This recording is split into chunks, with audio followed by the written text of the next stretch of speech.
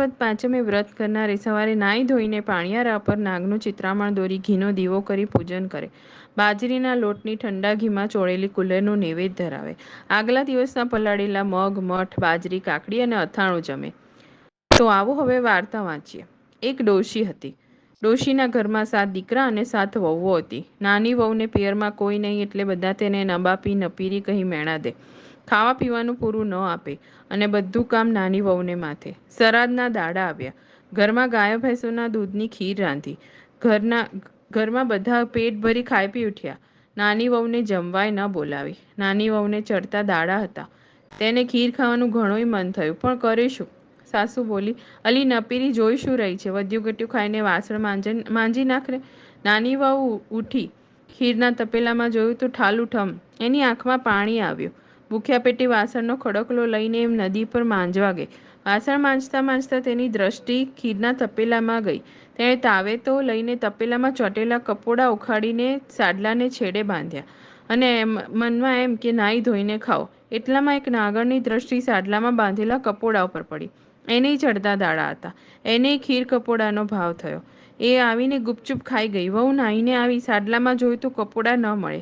નાગણ આ બંધુ સંતાઈને જોતી હતી. એના મનમાં થયું, અવશ્ય મને ગાળો દેશે. પણ વહુ તો બોલી, હશે કોઈ મારા જેવી દુખિયારી ભલે ખાઈ ગઈ. મારું પેટ ઠરે એવું એનું પેટ ઠરજો. નાની વહુએ ગાળો નહીં, આશીર્વાદ આપ્યા. એ સાંભળી નાગણ પ્રસન્ન થઈ. વહુ પાસે આવીને એણે કહ્યું, બહેન, તારા કપોડા હું ખાઈ ગઈ છું. બોલ, તને શું દુઃખ છે? નાની વહુએ બધી વાત કરી. મારા પિયરમાં કોઈ નથી એટલે બધા મને મેણા મારે છે. પૂરું ખાવાય આપતા નથી. અત્યારે મને દાડા રહ્યા છે. મારો ખોડો ભરાવનાર પણ કોઈ નથી.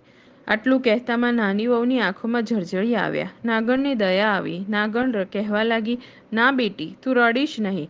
આજથી અમને તારા પિયરિયા માનજે. જ્યારે તારો ખોળો ભરવાનો થાય ત્યારે પેલા રાફડા પાસે કંકોત્રી મૂકી જજે. નાની વહુના મનમાં હરખ માતો નહોતો. એને તો જાણે ધરમની માં મળી. એ રાજીને ઘેર ગઈ.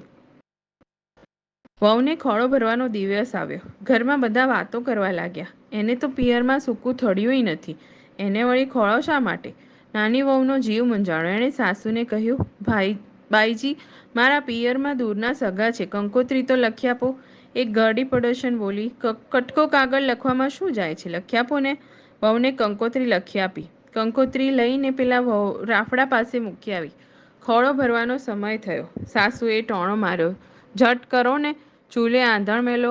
હમણાં વહુના પિયરિયા આવશે, પેટ ભરીને લુગડા લાવશે. એટલામાં તો નાગણ, નાગદેવતા અને નાગકુમારો આવ્યા. પેટ ભરીને હીરના ચોર લાવ્યા, સોનાના ઘરેણાં લાવ્યા. જોઈને બધાના મોં સિવાઈ ગયા. ન કોઈ બોલે કે ચાલે. ચૂલે તો સાચો સાચ આંધણ મૂક્યું. નાગદેવતાએ કહ્યું, અમારા માટે દૂધ મૂકો.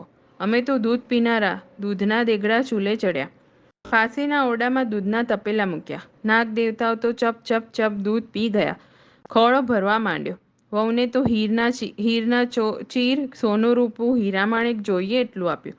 સાસરિયા છોભીલા પડી ગયા. નાગદેવતા બોલ્યા, હવે વળાવો ત્યારે સુવાવડ પછી 1.25 મહિને મૂકી જઈશું. વહુને વળાવી. નાગદેવતાઓ વહુને લઈને ચાલવા લાગ્યા. તેમણે કહ્યું, બહેન, ગભરાઈશ નહીં. અમારી પાછળ પાછળ ચાલી આવ. બધા એક મોટા ભોંયરામાં ઉતર્યા. ત્યાં જુએ છે તો મોટો રાજમહેલ દીઠો. વહુ તો રાજી થઈ ગઈ. હિંડોળા ખાટ પર બેસીને ઝૂલવા લાગી. નાગણ બોલી, જો બહેન, આ નાગકુમારોને તારા ભાઈ સમજજે. ખાઈ પીને આનંદ કર. એક પણ કામ તારે કરવાનું નથી. સવારે બપોરે અને સાંજે ઘંટડી વગાડજે એટલે બધા નાગકુમારો દૂધ પીવા ભેગા થશે. એમને નિયમિત દૂધ પાવું એ કામ તારું. દિવસો વીત્યા ને નાની વહુને દેવ જેવો દીકરો અવતર્યો. છોકરો તો દાડેય વધે ને રાતેય વધે. એમ કરતાં કરતાં મોટો થયો. એક દિવસ નાની વહુ ઉકળતું દૂધ ટાઢું પાડવા મૂકી બહાર ગઈ. છોકરો રમતો રમતો દૂધ પાસે ગયો. ત્યાં તેણે પેલી ઘંટડી જોઈ. છોકરાએ ઘંટડી વગાડી. ત્યાં તો નાગકુમારો દોડતા આવ્યા. નાગકુમારોને જોઈ છોકરો બી ગયો. તેના હાથમાંથી ઘંટડી પડી ગઈ. ઘંટડી બરાબર 2 નાગકુમારોના પૂંછડા ઉપર પડી એટલે એમના પૂંછડા કપાઈ ગયા. બીજા દૂધ પીવા ગયા પણ ગરમ ઉકળતું દૂધ બાપડાઓના મોઢા બળી ગયા. નાગકુમારો તો બાંડિયા બુચિયા થઈ ગયા. નાની વહુ તો બહારથી આવીને જુએ તો રૂપાળા નાગકુમારો બાંડિયા બુચિયા થઈ ગયા. પણ શું કરે? નાના છોકરાને શું કહે? પણ નાગકુમારો ક્રોધે ભરાયા અને કહેવા લાગ્યા, અમે તારા છોકરાને કરડી ખાશું.